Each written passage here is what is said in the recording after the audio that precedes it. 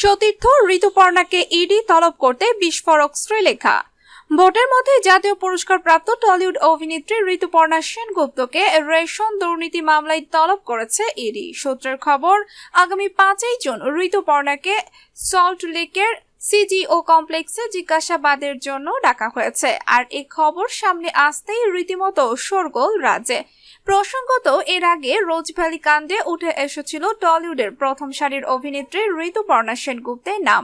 2019 সালে অভিনেত্রীকে তলব করেছিল ইডি। সে সময় তদন্তকারী সংস্থার জিজ্ঞাসাবাদের মুখোমুখিও হয়েছিলেন ঋতুপর্ণা।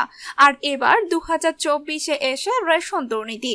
এর আগে রেশন দুর্নীতিতে নাম জড়িয়েছে রাজনৈতিক ব্যক্তি সহ ব্যবসায়ীর। এবার হঠাৎ অভিনেত্রীর নাম উঠে আসায় সোশ্যাল মিডিয়াতেও তোলপাড়।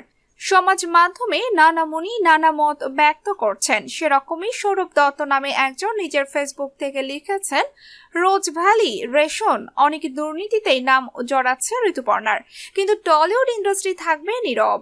এই মেরুদণ্ডহীনতা নিয়েই এরাই আবার মাঝে মধ্যেই জ্ঞানের যত দার্শনিক উক্তি করে, সেই নিয়েই এবার মুখ খুলেছেন শ্রীলেখা।